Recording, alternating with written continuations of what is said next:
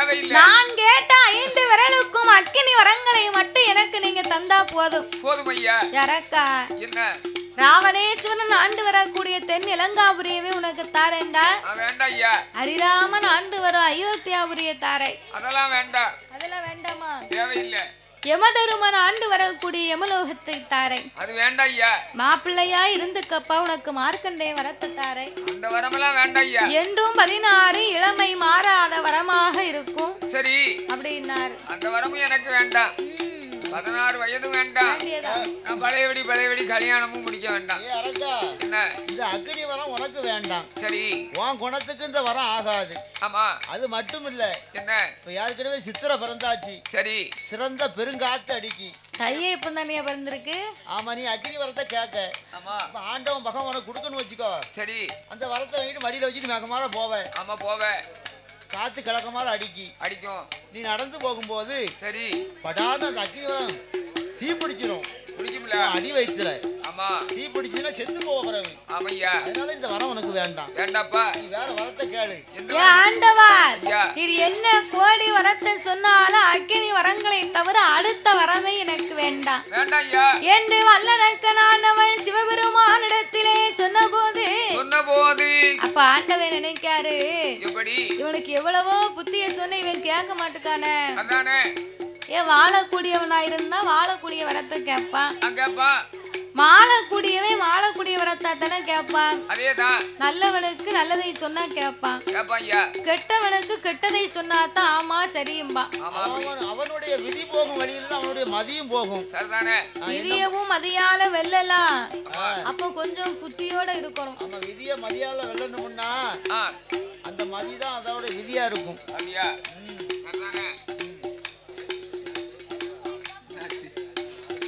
அதனால இந்த அரக்கனாகப்பட்டவன் அக்கினி வரங்களை தவிர அடுத்த வரமே எனக்கு வேணாம் என்று சொல்ல இறைவன் மறுத்தார்.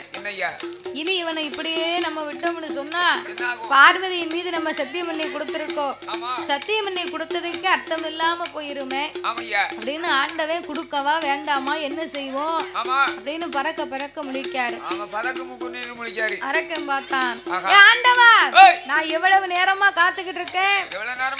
தர முடியுமா தர முடியாதா? பார்வதி மீது சத்தியம் பண்ணி கொடுத்துட்டு பகவான் இப்படி இந்த வார்த்தையை சொல்லலாமா? இந்த உலகமே சத்தியத்தை தவறிவிடும். அப்படியே நீர் தவறினால் சரி அப்படியே பார்வதி இல்லாமல் ஆமா கரிக்கை சட்டியுமா அலைவியரு அதனால சத்தியத்தை மறக்காம எனக்கு வரத்தை தாரும் ஐயா. சொன்னபடி எனக்கு வரத்தை கொடு பகவானே. அப்படி என்று அரக்கனானவன் ஆமா சிவபெருமான் இடத்திலே சொன்னார். அப்படியே மண்டியிட்டு மறுகினான். சிவபெருமான் பார்த்தார் இவங்கிட்ட கொடுக்காம வரத்தை கொடுக்காம இருந்தோம்னா நம்ம விட மாட்டான் போலுக்கு. நம்ம சொல்ல கேட்க மாட்டோம். சத்தியத்தை வேற பண்ணிட்டோம். ஆமா நம்ம சத்தியத்தை தவறினால் ஆமா நம்மளால் படைக்கப்பட்ட பூலோகத்தில் உள்ள ஆமா மானிடர்கள் எல்லாமே சரி சத்தியத்தை தவறி விடுவார்கள். அதனால இவனுக்கு நம்ம வரத்தை கொடுப்போம். சத்தியத்தை யார் தவறாம இருக்காங்க கொடுக்கிறதே கொடுக்கிறோம். சாபத்தை கொடுத்துத்தான் நாமல் வரங்களையும் கொடுத்தாக வேண்டும் என்று எப்படி வரம் கொடுத்தார்? தந்தேன் தந்தேனடா வல்லரக்க வல்லர தாரணியை ஆளும் வரம் உனக்கு தந்தே தாரணியை ஆளும் வரம் உனக்கு தந்தே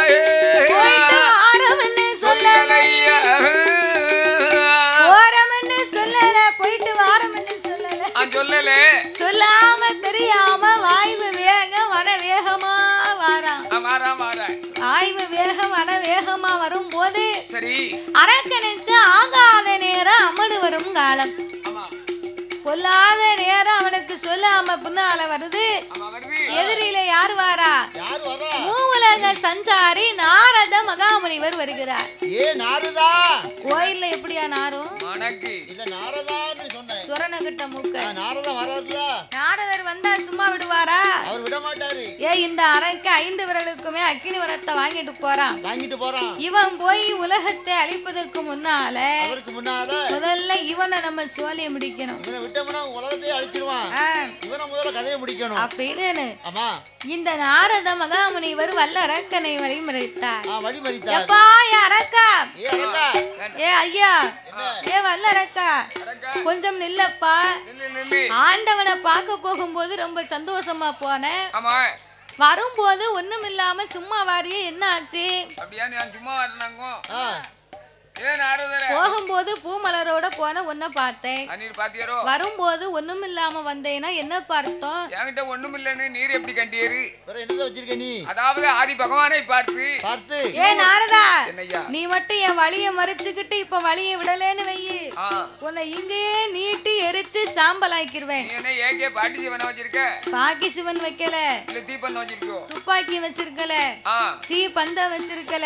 இல்ல மத்தாப்பு வச்சிருக்கோ? ஆண்டவங்கிட்ட ஒரு பெரிய வர வாங்கிட்டு அந்த வடிவேல் அண்ணாச்சி சொன்ன மாதிரி பிகே பாட்டி செவன் வச்சிருக்கியா? பிகே புது ஆயுதம். அப்படியா? ஆமா. அப்படியா? ஏ நாரதா என்ன? நான் அந்த வரமெல்லாம் என்கிட்ட இல்ல. சரி. ஆண்டவன் சிவபெருமானை கண்டு 5 விரலுக்குமே அக்கினி வரங்களை வாங்கிட்டு வரேன். அக்கினி வர வாங்கிட்டு வரியா? ஆமா. ஏ அரக்கா என்ன? ஆண்டவன் அள்ளி கொடுத்தாரா சொல்லி கொடுத்தாரா எப்படிடா கொடுத்தாரு? அள்ளியும் கொடுக்கல. சரி. முள்ளியும் கொடுக்கல. பொட்டனமாவும் தரல. சரி. எடை போட்டும் கொடுக்கல. தந்தேன் என்று 3 தரம் சத்தியம் பண்ணி சொன்னார். 3 வாட்டி சொன்னாரோ? ஆமா. போடா புத்தி கெட்ட பயல. யாருக்கு புத்தி இல்ல? அவனுக்கு தான். ஆண்டவன் தந்தேம்னாரா இவன் வந்துகிட்டு இருக்கானா? கொஞ்சமாவது உனக்கு அறிவு இருக்காடா? நம்மோட சரி போட்டும் சொல்ல முடியல.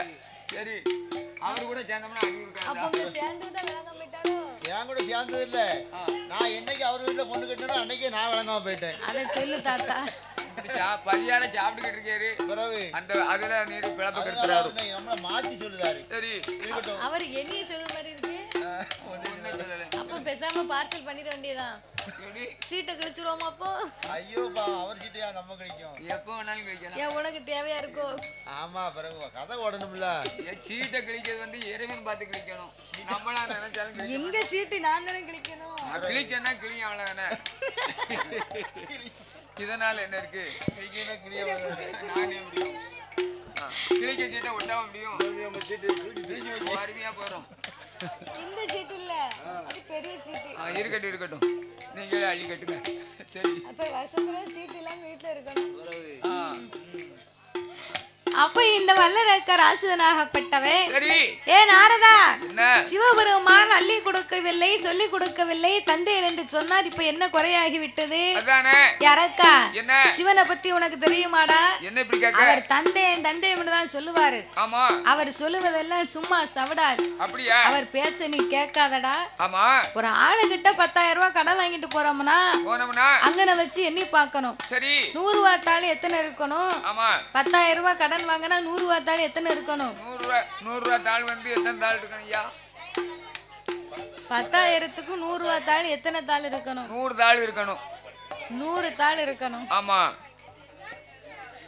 100 ரூபாய் தாள்னா 100 தாள் இருக்கணும். சரி 500 ரூபாய் தாள்னா எத்தனை இருக்கணும்? 500 ரூபாய் தாள்னா 20 தாள் இருக்கணும். 1000 ரூபாய் தாள்னா 10 தாள் இருந்தா போதும். 2000 ரூபாய் தாள்னா 5 தாள்னா போதும். அத விட்டுட்டு வீட்ல போய் 100 குறையுது 200 குறையுது 100 குறையுது 200 குறையுதுன்னு போன் போட்டா தருவாங்களா? போன் போட்டா கூப்பிட்டு நம்மள அடிச்சு விடுவாங்க. அதனால இந்த 5 விரலுக்கு அக்கினி வர வாங்கிட்டு போறேன். ஆமா இது தீ பிடிக்குமா தீ பிடிக்காதா? பிடிக்காதா? வரம் பலிக்குமா பலிக்காதா? அப்படின்னு இப்பமே நீ பரிசோதனை பண்ணி பார்த்துட்டு வீட்டுக்கு போ. செக்அப் பண்ணிட்டு வீட்டுக்கு போப்பா அப்படின்னு சொன்ன உடனே சரி அரக்க அப்ப நினைக்கான். அப்பதான் ஆழமா சிந்தனை பண்ணுதா. ஏ நாரதா என்ன வா என்ன கீழே குனி. என்ன கேந்து போட்டியா? உன் தலையில கை வச்சு பாப்போம். ஏ சண்டாள பாவி உன் தலை தீ பிடிக்கான்னு பாப்போம். போய் நான் நல்லா சொல்லுவேனா? போடா விவரம் சொன்னவனுக்கு வேட்டு வைக்கணும் நினைக்க பாத்தியா? ஏ அரக்கா, உனக்கு வரம் கொடுத்தது யாருடா? பகவான் கொடுத்தார். அவரை போய் பரிசோதனை பண்ணி பாரு. பாரு.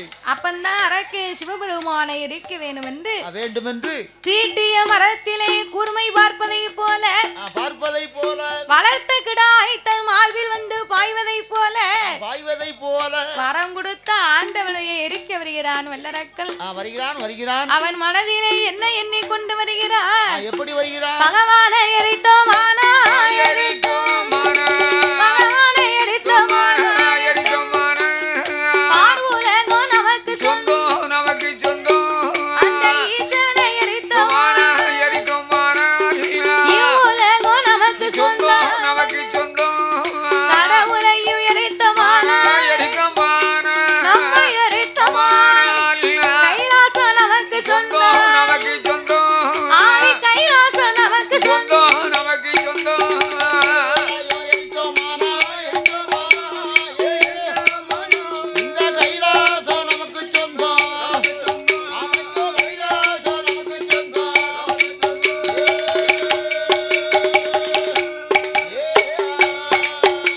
அந்த பார்வதியா வருவாள் பார்வதியும் வருவாள் நம்மளை பக்தாவென்று அழைப்பாள் பார்வதி வருவா இவனை பர்த்தான்னு கூப்பிடுவாளாம் கட்டையில போறவனுக்கு நினைப்பு எப்படி இருக்கு பார்வதி உலகத்துக்கே தாயாகப்பட்ட சக்தியாச்சே அவளை போய் நம்ம மனைவி ஆக்கணும் நினைக்கானே இவன் விளங்குவானா சண்டாள பாவி ஆமா நீச பாவி இந்த நினைப்பு நினைக்கலாமா பெத்த தாய மனைவி ஆக்க நினைக்கானே இவன் விளங்குவானா அதானே ஆமா அப்ப இந்த பார்வதி வருவா நம்மளை பர்த்தானு கூப்பிடுவா கூப்பிடுவேன் கணபதி வருவா நம்மளை அப்பா என்று அழைப்பான் வாடா மகனை என்று என் வலது பக்கத்தில் வைத்திடலாம் மாயவன் வருவார் மைத்துனன் என்று அழைப்பார் வடி வேலவன் வருவான் அப்பா என்று அழைப்பான் அவனை வாடா பழனி என்று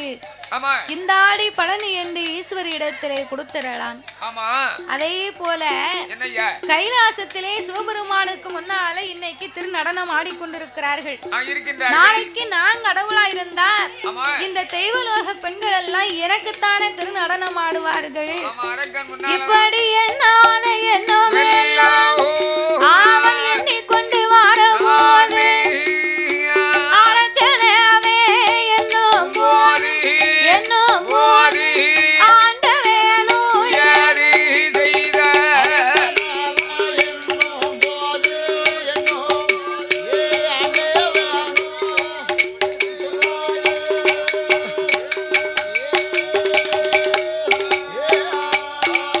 சாமி அரக்கனவே என்னும் போது ஆண்டவை எது செய்வார் பாவி வரம் கொடுத்த நம்மளையே எரிக்கணும்னு வந்து கொண்டிருக்கிறானே இவனை நம்ம இப்படியே விட்டோம்னு சொன்னா நம்மளை எரித்து விடுவான் அதனால இவன் அழியும் காலம் வரைக்கும் இனி நாமல் இங்கு இருக்க கூடாது எங்கேயாவது நாமல் ஓடி ஒளிந்திருக்க வேண்டும் என்று நம்ம ஒத்தையில போனா இவன் ஓடி வந்து பிடிப்பான் கூட்டத்தோட கூட்டமா போனாதான்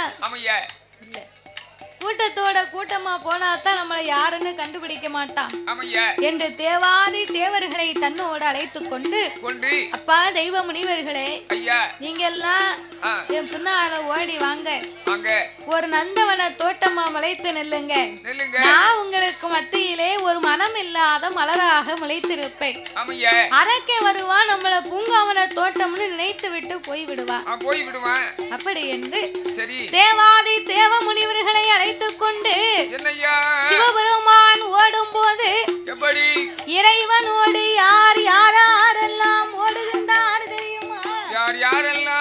வானவேரும் ஓடினார் மறையவேரும் ஓடினார் வானவேரும் ஓடினார் மறையவேரும் ஓடினார் தானவேரும் ஓடினார் தவம் முனிவர் இந்திரன் ஓடினார் சந்திரன்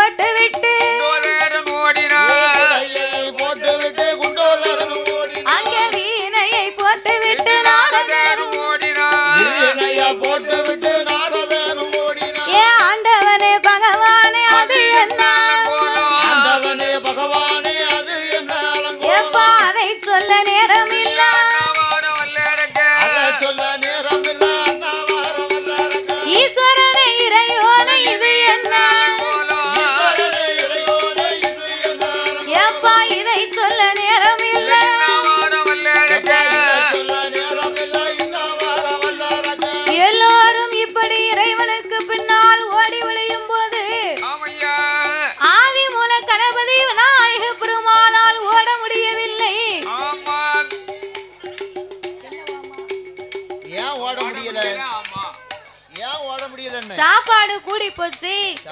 அதனால விநாயக பெருமாளால ஓட முடியல. அதாவது எதை செய்தாலும் திட்டமா செய்யணும், சாப்பிட்டாலும் திட்டத்தோட சாப்பிடணும். சும்மா சாப்பாட்டை கண்ட உடனே அள்ளி அடைச்சிட்டோம்னு வையி திட்டு முட்டை அடிக்க முடியும், கண்ண கண்ண கட்டும், இருக்க முடியாது, மூச்சு திணறும். ஆனா இந்த ஆதிமூல கணபதி திட்டம் இல்லாம சாப்பிட்டு விட்டு விநாயக பெருமாளால ஓட முடியல. பேல வயிறு பின்னெழுக்க பெருச்சாலி வாகனம் முன்னெழுக்க ஆதிமூல கணபதி பார்த்தார். இந்த பெருச்சாலி வாகனமும் கூப்பிட்டா வரமாட்டுக்கு, நம்மளால எந்திரிச்சு ஓடவும் முடியல. என்ற ஆண்டவனாகிய சிவபெருமானை வழிமறித்து என் விநாயக பெருமாள் என்ன சொல்லுகிறார்? ஏ அம்மைய பாரனார், அம்மைய பாரனார், இந்த ஆதிமூல வார்த்தைகள் மூத்த மகனான பிறக்கலாம், மூசிக வாகனத்தை கொடுக்கலாம், தலைமகனா பிறக்கலாம், சங்கடத்தில் நிற்கலாம், ஆனை போல முகமிரு, ஆனை போல் வயிறு, சிறு சொலவு போல் காதிரு, கை ரெண்டும் கட்ட கை, என் காலு ரெண்டும் குட்ட கால், எனக்கு சப்பானி நொண்டி கால், சங்கரனே பகவான், ஏன் ஆண்டவா மக்களிலே நீங்க வார வச்ச பார்க்க கூடாது. உமக்கு பார்த்தா ஒரு காலை வாங்கணும், என் தாயாகப்பட்ட சக்திக்கு ஒரு சிங்கமுக வாங்கணும். என் தம்பி வடி வேலவன் எனக்கு எத்தனைக்கோ இளையவன், அவனுக்கு பார்த்தா ஒரு வண்ணமயில் வாகனம், எனக்கு மட்டும் ஏனப்பா இந்த சிறிய பெருச்சாலி வாகனத்தை கொடுத்தீர்கள்? இந்த பெருச்சாலி வாகனம் என் பேசவே கேட்க மாட்டேங்குது. அதுக்கு நல்ல சாப்பாடு கொடுக்கணும். அப்படியா? பட்னியாவா கிடக்கு? இல்ல பட்னியாவா கிடக்குன்னு கேட்டேன். பட்னியாலாம் கிடக்க முடியாது. பட்னியா அப்படி கிடக்க முடியும், உயிர் வேணும். ஆமா, அதேதான். அதனால அப்பா ஆண்டவா பரம்பொருளே, இந்த பெருச்சாலி வாகனம் என்கிட்ட வம்புக்கு நிக்குதப்பா. என்கிட்ட வம்புக்கு நிக்கோ, சும்மா ஒண்ணும் இல்ல. ஓடிவான்னு கூப்பிட்டா என்கிட்ட உளுந்த வடை வேணும்னு கேக்குமில்ல. எப்ப ஓடிவா என்ற உளுந்த வடை கேக்குதா, நீ கிட்டே வா என்ற அது கேக்குதப்பா பலகால். எப்ப மானங்கட்ட விரிச்சா உருண்ட கேக்குதப்பா, சீருகட்ட பெருச்சா என்கிட்ட சீட உருண்ட கேக்குதப்பா, ஒழுக்கங்கட்ட பெருச்சா உளுந்த வடை கேக்குதா, அறிவுகட்ட பெருச்சா என்கிட்ட அதிரசமும் கேக்குதப்பா.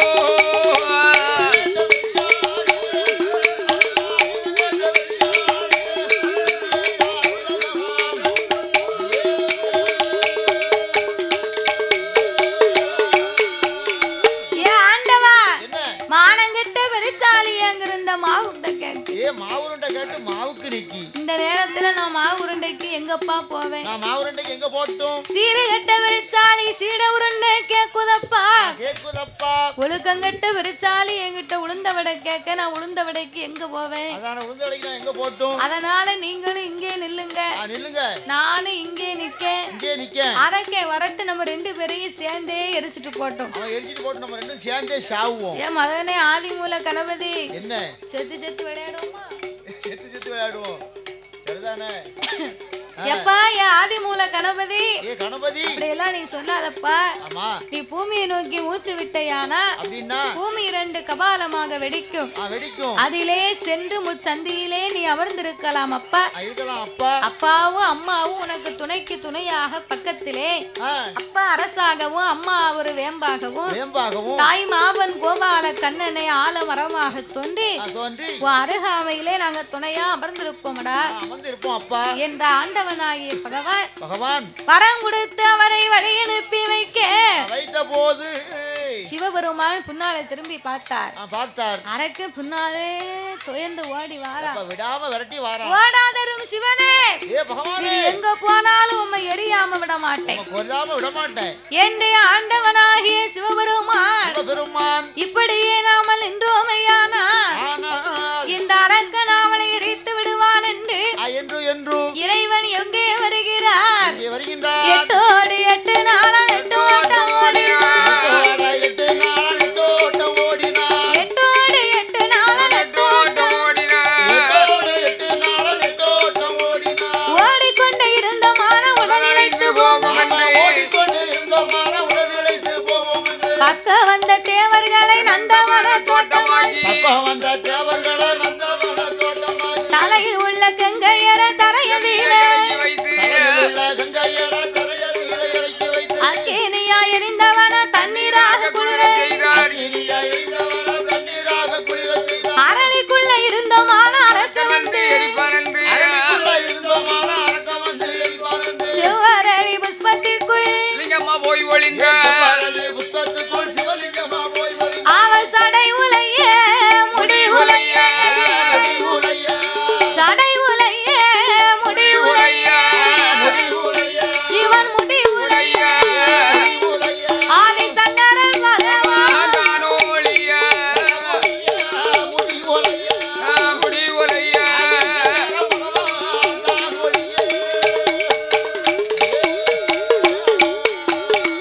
சடையும் உலைந்தது முடியும் உலைந்தது. ஆண்டவனால நின்னு அள்ளி கட்ட நேரம் இல்ல, கேட்டுக்கிட்டு இருந்தான்னு வை அரக்க வந்து ஆண்டவனை எரித்து விட்டு போய் விடுவான்.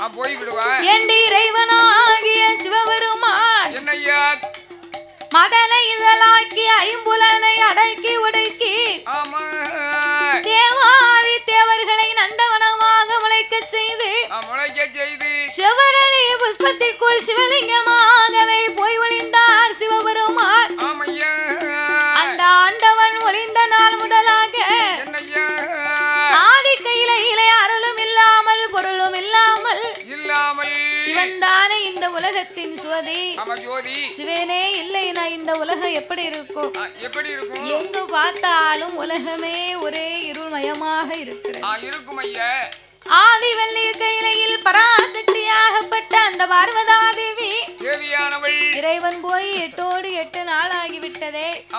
இன்னுமே இந்த இறைவன் கைலாசத்திற்கு திரும்பி வரவில்லையே. ஒருவேளை அரக்கனால் ஆண்டவனுக்கு ஏதாவது அழிவு வந்திருக்குமோ? சரி, பரவாயில்லை. ஆண்டவனை நம்ம உலகமெல்லாம் போய் தேடி பார்ப்போம் என்று பார்வதா தேவி இறைவனை 7 உலகமெல்லாம் தேடி பார்க்கிறார். கைலாச மலைகள் எல்லாம் கடவுளை தந்தாடி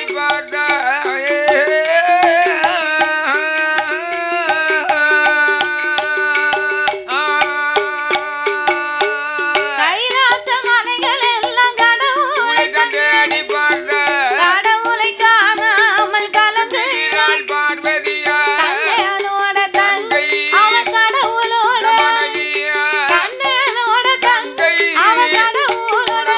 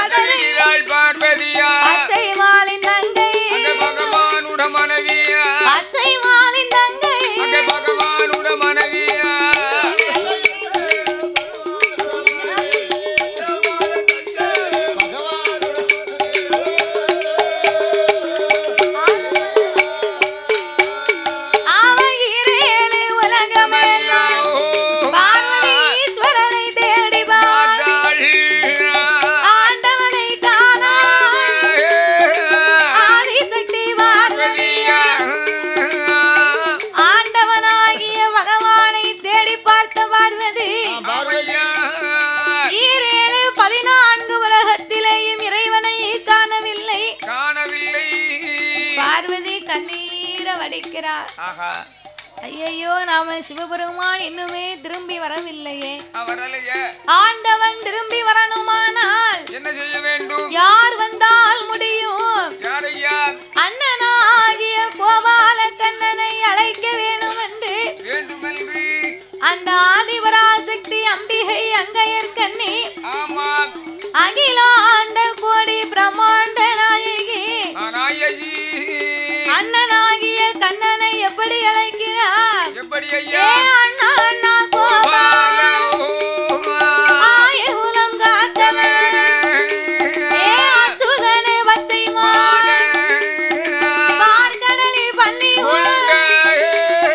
பரந்தாம வாருமையா திருப்பார்கடல் பள்ளி என்ன திருமாலை வாருமையா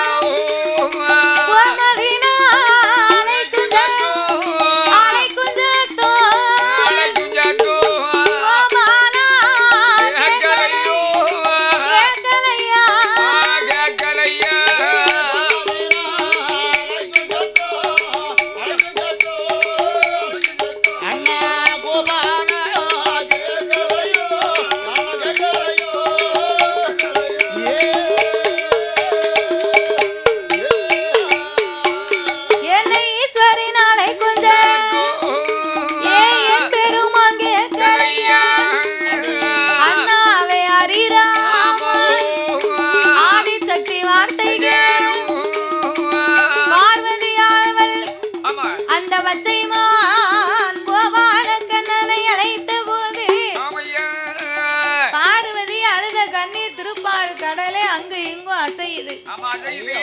கண்ணனோ அழுத கண்ணீர் கைலாசமே நடுங்குது.